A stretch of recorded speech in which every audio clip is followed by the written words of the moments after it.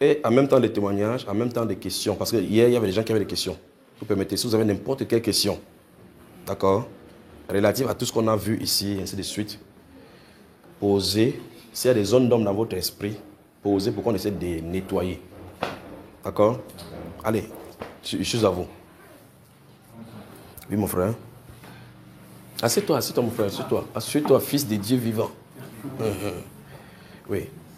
Bonsoir, bien-aimé. Avant tout, je vais compléter mon témoignage d'hier. Donc, hier, je vous ai expliqué. Non, à la scène du frère, maintenant, c'est qu'il va falloir qu'on parle fort. Ok, hier, donc, j'étais en train d'expliquer ce qui s'est passé ici. La chose que j'ai oubliée, c'est cette main étant couchée qui s'est posée sur mon dos deux fois. Oui. Elle s'est posée là et elle s'est posée ici. Oui. Au point où la deuxième fois, je me suis tourné pour voir s'il y avait quelqu'un derrière. Et personne n'était là? Il n'y avait personne. Maintenant, un témoignage. Une année, tu es venu à Bafoussam.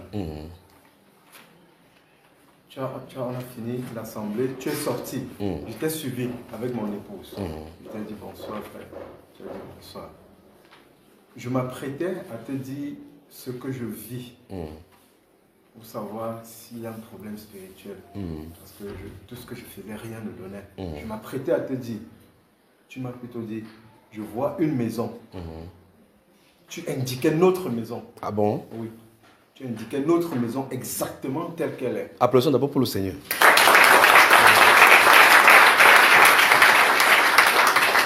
Tu as indiqué notre maison exactement.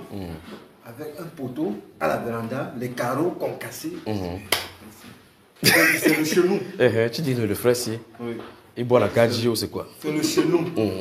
Quand je t'ai dit c'est le chenou, tu m'as dit, le père de cette maison va le voir, dis-lui qu'il te bénisse. Je ne sais pas si tu te souviens. Je me souviens de zéro de tout ce que tu viens de raconter. Sinon, combien de personnes je rencontre? C'était en quelle année là? Oui, environ. On avait un problème de vin. Vous aimez voir le vin? C'est pas ça le problème. C'était en 2019. 2019, hein? Oui, Très bien. Quand tu m'as dit ça, j'ai dit ok. Quelques jours avant que je te voie, mon papa est venu chez moi. Il voulait mettre certains médicaments sur le front des enfants. Il m'a dit papa, je ne veux pas ça. On s'est disputé. Il a dit que c'est. Il s'est fâché, il est parti. Le lendemain, très tôt, il est revenu. Il a dit que ce ne sont même pas tes enfants, ce sont mes enfants. Même la femme que tu as épousée là, c'est ma femme. Donc je peux faire des choses. J'ai dit papa, oui. J'accepte, c'est ta femme, ce sont même tes enfants. Je peux même te la donner et dormir. Mais papa, s'il te plaît, ne l'aime pas ces choses-là.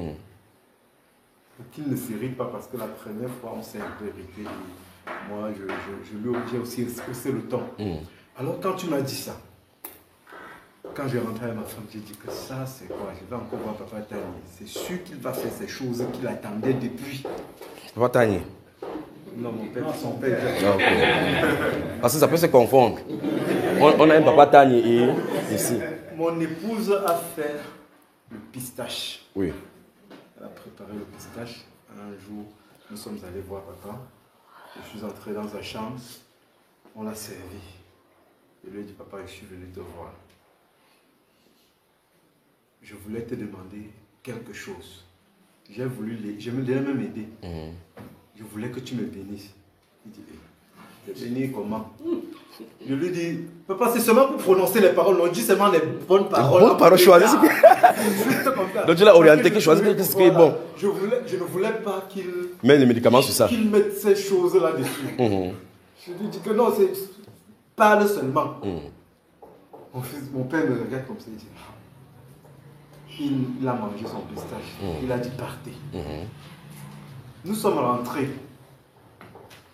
Un jour, nous sommes deux à ma maman. Ma grande soeur et moi. Ma grande soeur me dépasse de 13 ans d'âge. Un jour, il appelle ma grande soeur et demande à ma grande soeur, ton frère t'a-t-il dit quelque chose? Est-ce qu'il m'en veut quelque part? Est-ce qu'on a des problèmes? Il a encore, souvent, le pistache, Alpha, comme s'il était encore suspect maintenant. Non, on fait souvent ça, on passe souvent le pistache. Est-ce qu'il a un problème avec moi? Ma grande soeur dit, pourquoi tu dis ça? Parce qu'il est venu me voir pour me dire de le bénir. Quand tu dis, c'est normal, un enfant voudrait la bénédiction de son père. Elle vient me dire que papa posait la question à savoir si tu as un problème avec lui. Si tu as un problème avec lui, dis-lui. Il dit que maman, il n'y a pas de problème. Ce qu'il a entendu, c'est exactement ce que je veux. Mais je ne veux pas ces choses qu'il fait souvent là. Il a dit la même chose à ma mère. Ma mère est venue me voir. Si tu as un problème avec ton père, dis-lui. Elle a dit, c'est toi qui viens lui demander la bénédiction, que ça a troublé le père. Oui. Alors, quelques 2 mois après, un soir aux environs de 19h, il toque à ma maison. Je vois c'est le père. Il toque en entrant. Il n'avait pas de complexe. Quand il entre, je dis, hey, papa, tu fais quoi ici à l'heure-ci? Sache que comme tu viens là, je ne vais pas te laisser rentrer. Il dit qu'au fait, je viens dormir. Il prend place, il s'assoit, il me dit, je viens par rapport à ce que tu m'avais dit. Je regarde mon épouse, elle me regarde. Il dit par rapport à quoi? Il dit la bénédiction. Que voici ce qu'on va faire. Vous allez aller vous coucher. À minuit, vous allez vous réveiller. Et je vais dire ce que je vais dire. Amen. Je regarde mon épouse, elle me regarde. Je dis que j'espère que Papa Tani ne va pas sortir. J'espère qu'il ne voit pas notre Mon père, frère, n'avait pas de montre. Moi, j'avais le téléphone que je disais. Mais il avait l'heure exacte. À minuit pour. J'entends la porte, mon père ne toque pas la porte doucement comme ça. Il toque, comme s'il cassait sa main. C'est comme ça qu'il fait. Quand il a toqué, nous avons sursauté. Je prends le téléphone, minuit. Il dit, papa, tu as regardé là-haut? Il dit, je me suis réveillé comme ça. Il dit, c'est minuit. Il dit, ok. Il dit, venez. Mon épouse et moi, on se réveille. Le petit salon, la petite table là. Il dit, place-toi ici. Je suppose que ça, c'est la petite table. Mon épouse se place là-bas. Il dit, mettez vos genoux à terre. Je regarde ma femme, elle me regarde. Faisons aussi. C'est le frère Junior qui nous a envoyé là-bas. Faisons aussi. Elle fait. Dès qu'on se met à terre, il sort de son sabre de terre. Je dis, ok. Il dit, mon fils, je prie au nom de Jésus. J'ai dit, Applaudissez pour le Seigneur.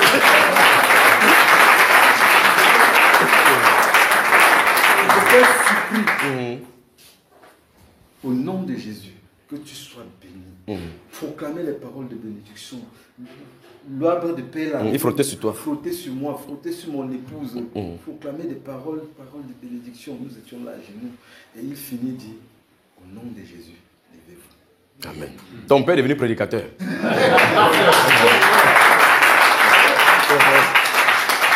n'avais jamais entendu mon père parler de Jésus.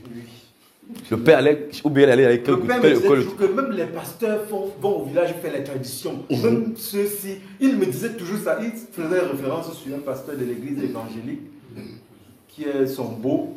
Qui fait les mêmes choses. Se retrouve au village pour les funérailles et autres. Ils font des traditions. Et moi, je ne fais pas ça. Alors que tu n'es même pas pasteur. Le fait. Alors, quand on a fini, j'étais ébahi. J'étais dépassé. Après, il a dit, allez vous coucher.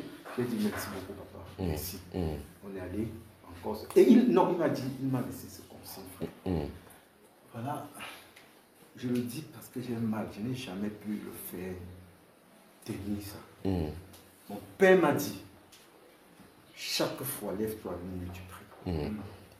C'est ton père qui est traditionnaliste qui te dit ça. Demande n'importe quoi à minuit. C'est quand ça chauffe. C'est quand ça chauffe que tu pars à minuit. À minuit. Et quand je prends la résolution de le faire tout le temps, frère, je ne parviens pas. C'est ce que j'étais en train de dire là-bas hier. Je ne parviens pas à tenir des engagements. Tu ne parvenais pas. Je ne parvenais pas. Maintenant, tu as le enablement. Tu as n'importe quoi maintenant pour faire. Je ne parvenais pas donc à tenir. Quelque temps après, après qu'on s'est couché le lendemain, il s'est réveillé, il est parti. Moins de 2 mois après. Oui. Lui, il est polygame. Et notre maman a plus d'enfants. Et il y a cette discorde. Nous ne nous entendons pas beaucoup. Ils ont organisé une réunion. nous, ma soeur et moi, nous n'étions pas au courant. Même le père, on lui a dit ça à la dernière minute parce que si on lui avait dit, il l'aurait soufflé. Le jour où ils avaient réunion, c'est ce soir qu'on m'appelle pour me dire, viens à la maison, il y a une petite réunion. Or, avant de m'appeler même comme ça, entre eux, j'ai entendu parler. J'ai dit que bon, puisque vous avez organisé depuis, et c'est aujourd'hui que vous me dites, je ne viens pas. Ma grande soeur quand même est partie. Moi, j'ai dit que je ne suis pas parti. Le lendemain, mon grand frère me dit, tu as perdu beaucoup de choses, hein, Sévérin. Tu as perdu beaucoup de choses. Le Père nous a bénis. Il nous a bénis. On s'est mis à genoux, il a prié pour nous. J'ai dit, wow. J'ai dit, ah bon? Le Père est devenu le prédicateur de la famille. J'ai dit, ah bon? Ils ont dit oui. Mais ce que je sentais à moi, c'est que je voyais Jacob. Jacob. Et c'est moi à moi que j'ai reçu cette bénédiction. La plus grande portion, c'était pour toi. Longtemps avant vous. Alors, mon père a commencé à partir de ce moment à me fréquenter parce qu'il ne me fréquentait pas beaucoup. Curieusement, un soir, quand il arrive, moi je n'ai rien dit à mes enfants. Il arrive, ce sont mes enfants, le premier et le second, qui prennent l'eau, ils partent le déposer du grand-père, même le pied dedans, ils ont lavé le pied de mon père. Sans que personne leur a dit ça. Personne ne leur dit. C'est quelques trucs comme 2 mois après, le père est décédé. Magnifique Jésus. Le père, avant de décéder, il a beaucoup souffert. Il a beaucoup souffert. Et il y a ma nièce qui aussi a cru dans les naissances. Donc, elle a dit, dites à grand-père de se repentir. Il ne parlait même plus. On lui a interpellé, on dit, papa, il faut te repentir. Tu reconnais quand même que Jésus, c'était pas moi, c'était ma grande soeur. Jésus est le sauveur, tu reconnais quand même qu'il bougeait la tête. Oui, ils ont la tête comme ça. Il bougeait juste la tête. Là-bas, il n'appelle plus le Dieu des ancêtres. Alors, les matins, c'était 2 matins avant qu'il ne décède. Je suis sorti très tôt, à 5 heures. J'ai pris tous mes enfants. On est allé, on s'est tenu la main. Dans sa chambre, on a prié. Quand on priait, le Père voulait se lever. Il aime beaucoup les enfants. Il voulait se lever. Il n'y a pas la force. Le lendemain, qui était un jeudi, je suis allé voir le Père. J'ai compris que ça ne va pas. Le Seigneur m'a mis à cœur d'appeler un frère qui joue à la guitare. Et frère, je me suis rappelé de Saül et David. Et dit peut-être ça va apaiser son cœur. On a chanté, on a beaucoup loué. Je sentais que le Père était... Puisque le visage était triste avant, je sentais comment le visage était revenu le lendemain matin à 5 heures. Il est parti. C'était bon. Amen. C'était bon. Et bon, j'étais... Qu'est-ce que tu retiens de tout ça?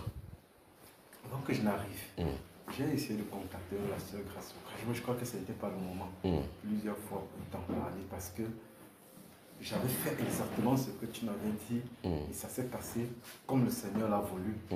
Mais les choses de ma vie, ça ne c'était pas, en fait, ça ne donnait vraiment pas. Plusieurs fois, j'ai beaucoup perturbé la mère. J'ai beaucoup perturbé ma grâce. Mais à un moment, j'ai dit que bon, peut-être c'est pas le moment. Bon, là, on a commencé, c'est que on était à Bafoussam, on a fini un programme, tu étais derrière moi pour dire quelque chose. Et je me tourne, tu te dis plutôt ça. Très bien. Maintenant, en tant que conducteur, je vais expliquer certaines choses pour que vous commenciez à vous préparer donc maintenant. Très souvent, les problèmes d'ordre spirituel ne viennent pas au premier abord. Les problèmes spirituels que les gens ressentent, le renseignement que la personne vient pour se plaindre au pasteur, ce sont les petits effets qu'il ressent. Le Saint-Esprit doit devoir donner les racines exactes du problème. Les gens voient les effets. Ils ne voient pas les causes. C'est au Saint-Esprit de donner les causes. Amen. Parce que ce que tu veux me raconter, quand tu dis frère Junior, je vais te voir, oui, mes choses ne vont pas. Ça, c'est les effets. Quel est le problème? Saint-Esprit dit, une maison est comme ça, va et t'es béni. Donc le problème, c'est un problème de malédiction familiale. Comprenez? Donc c'est pour ça que quelqu'un vient souvent vers moi quand il a de parler, parce que plus tu parles, plus tu ouvres ton esprit, plus maintenant on peut pénétrer, maintenant naviguer. Et puis tu sors quelque chose que la personne ne s'attendrait même pas là-dessus. Après, tu entends que non, je suis parti chez lui, au lieu qu'il prie pour moi pour que mes choses changent. Si ces choses changent, c'est béni. Le problème n'est pas résolu. Ça va tourner. un événement va arriver, ça va changer de phase. Donc, quand le problème est résolu, c'est un peu comme vous coupez la tête d'un serpent, pam, subitement. Même le corps va toujours continuer à fuir. Parce qu'il y a le reste des vies en lui. Quand ça va finir. Après un an, ça va s'arrêter. Donc, quand on coupe la racine du problème, le problème est résolu. C'est déjà résolu, même si tu ne vois pas. Quand vous allez rencontrer des gens pour qui vous allez prier, pour d'autres personnes, ils vont s'élever instantanément. Pour d'autres personnes, la guérison va aller progressivement. Parce que Dieu va les laisser là-bas pour que ça entraîne leur foi. Pour d'autres personnes, ils ont déjà la foi que si on le guérit là maintenant, il ne peut plus changer. Vous comprenez cela? Il ne peut plus divaguer. Pour d'autres personnes, Dieu veut que ça aille doucement. Ils sentent d'abord une petite petite paix par rapport à la souffrance. Ça aille doucement. N'essayez pas de mettre vos pensées dans les choses du Seigneur. C'est pour ça que quand je t'ai décrit la maison, j'ai voulu t'entendre. C'est ton problème que tu veux me dire. Mais lui, il dit autre chose. En tant que serviteur du Seigneur, donc, vous allez écouter des dieux, même si ça semble être contraire à ce qu'on a été raconté, c'est lui qui est vrai. C'est pour lui qui est vrai. Vous me suivez, frère? Très bien. Que la gloire de Dieu.